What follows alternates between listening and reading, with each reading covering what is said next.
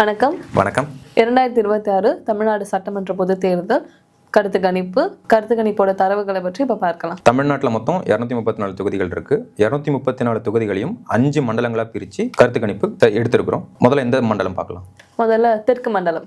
தெற்கு மண்டலத்தில் பொறுத்தளவுக்கு திண்டுக்கல், சிவகங்கை, மதுரை, தேனி, விருதுநகர், ராமநாதபுரம், தூத்துக்குடி, தென்காசி, திருநெல்வேலி, கன்னியாகுமரி, இதில் மொத்தமாக 58 தொகுதிகள் இருக்குது. இந்த 58 தொகுதிகளில் பழனி, ஒட்டஞ்சத்திரம், ஆத்தூர், நிலக்கோட்டை, நத்தம், திண்டுக்கல், வேடச்சந்தூர், காரைக்குடி, திருப்பத்தூர், சிவகங்கை, மானாமதுரை, மேலூர், மதுரை கிழக்கு, சோழவந்தான், மதுரை வடக்கு, மதுரை தெற்கு, மதுரை மத்திய, மதுரை மேற்கு, திருப்பரங்குன்றம், திருமங்கலம், உசிலம்பட்டி, ஆண்டிப்பட்டி, பெரியகுளம், போடிநாயக்கனூர், கம்பம், ராஜபாளையம், ஸ்ரீவில்லிபுத்தூர், சாத்தூர், சிவகாசி, விருதுநகர், அருப்புக்கோட்டை, திருச்சூழி, பரமக்குடி, திருவாடானை, ராமநாதபுரம், முதுகுளத்தூர், விளாத்திக்குளம், தூத்துக்குடி, திருச்செந்தூர், ஸ்ரீவைகுண்டம், ஒட்டப்பிடாரம், கோவில்பட்டி, சங்கரன் கோவில், வாசுதேவநல்லூர், கடையநல்லூர், தென்காசி, ஆலங்குளம், திருநெல்வேலி, அம்பாசமுத்திரம், பாளையங்கோட்டை, நாங்குநேரி,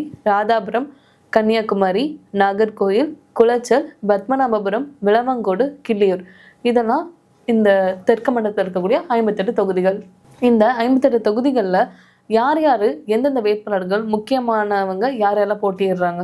தெற்கு மண்டலத்தை பொறுத்த வரைக்கும் அனைத்து கட்சியிலையும் சேர்த்து போட்டியிடுற முக்கியமான வேட்பாளர்கள் பார்க்கும்போது Palanivel Thiagarajan, Moorthy, Sellur Raju, Dindigul Srinivasan, RB Udhayakumar, BJP leader Nainar Nagendran, Naam Tamilar ஒருங்கிணைப்பாளர் Seeman, I Periyasamy, Geetha Jeevan, Anitha Radhakrishnan, Congress leader Rajeshkumar, DMDK Vijayaprabhakaran, இவங்கெல்லாம் இங்க குறிப்பிடத்தக்க முக்கியமான கேண்டிடேட்ஸா பார்க்கப்படுது. தெற்கு மண்டலத்தை பொறுத்த வரைக்கும் இத்தனை நாள் 2 முனை போட்டி, அதாவது தமிழகத்தை பொறுத்தவரைக்கும் 2 முனை போட்டி பெரும்பாலுமா அதிமுக, திமுக இதன் சார்ந்து இருந்துட்டு இருந்த தேர்தலானது இப்போ எப்படி களம் காணுது அப்படின்னா, புதுசா தாவேகா இருக்கு. இப்போ நாதகாவோட சேர்த்து திமுக, அதிமுக, தாவேகா, நாதகா அப்படின்னு சொல்லி 4 முனை போட்டியா தமிழக சட்டமன்றத்திலே விறுவிறுப்பான ஒரு கதைக்களமா இப்போ மாறி இருக்கு.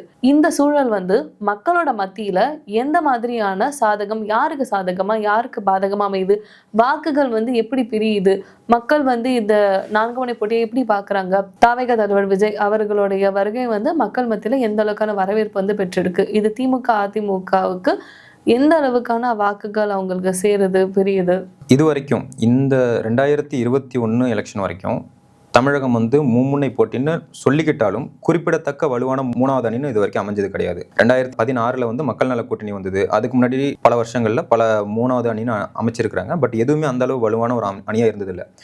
ஆனா 2026 இப்ப இருக்கிற இந்த சூழல்ல அதிமுக, திமுக போக புதுசா வந்திருக்கிற விஜயோட தாவேகா, அதுபோக நாம் தமிழர் கட்சி, நாம் தமிழர் கணிசமா 8.5% வச்சு அங்கீகரிக்கப்பட்ட கட்சியா இருக்கிறாங்க. ஒத்துக்கிட்டாலும் ஒத்துக்கலனாலும் இப்போ 4 முனை போட்டின்றது தான் இங்க நிலவுது.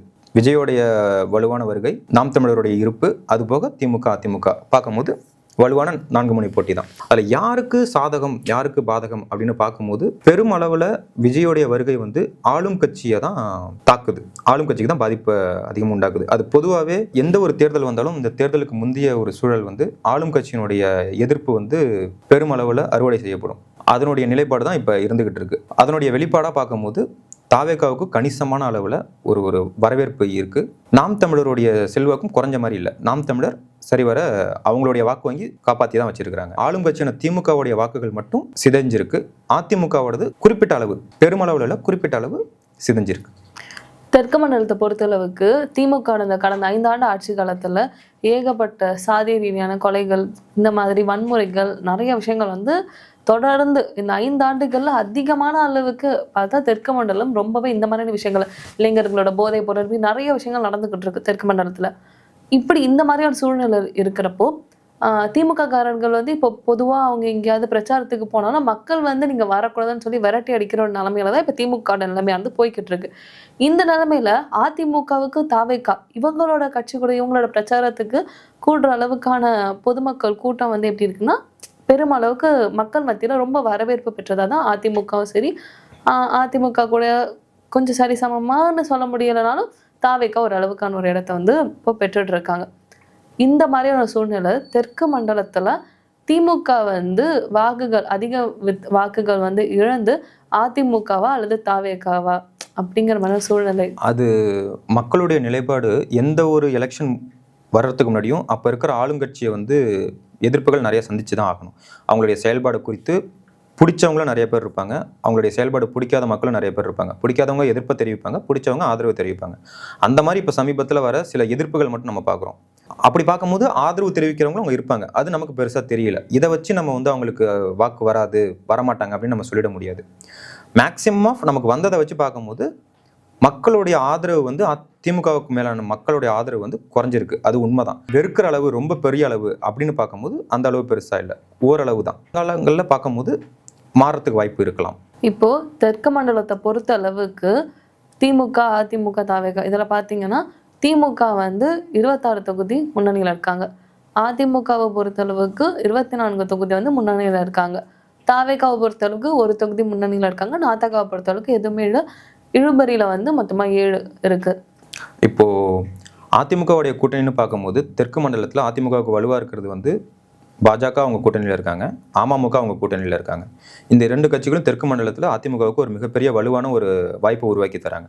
அதே நேரம் திமுகவை பார்த்தோம்னா திமுகவோட கூட்டணியில் இருக்கிற கட்சிகளுடைய செயல்பாடு அவங்களுடைய வாக்கு வங்கியாக இருக்கிற மக்கள்கிட்ட ஒரு பெரும் அதிருப்தியை ஏற்படுத்தியிருக்கு. கடந்த கால செயல்பாடுகளை பார்க்கும்போது உதாரணத்துக்கு பார்க்கணும்னா கம்யூனிஸ்ட் கட்சியாக இருக்கட்டும், விசிகாவாக இருக்கட்டும், காங்கிரஸாக இருக்கட்டும், இந்த கட்சிகளுடைய செயல்பாடு அந்த மக்களுக்கு ஏற்ற மாதிரி இல்லை, அந்த மக்களுக்கு பாதிப்பு வரும்போது அவங்க பெருசாக செயல்படலை அப்படின்னு அந்த மக்கள்கிட்ட ஒரு அதிருப்தி நிலவரதா களத்தில் பார்க்க முடிஞ்சது. அதனுடைய வெளிப்பாடா அதிமுகவுடைய கூட்டணி கட்சிகள் வந்து அதிமுகவுக்கு பலம் சேர்க்குது. ஆனால் திமுகவுடைய கூட்டணி கட்சிகள் அந்த மாதிரி திமுகவுக்கு பலம் சேர்க்கக்கூடிய ஒரு சூழல் அங்கு இல்லை.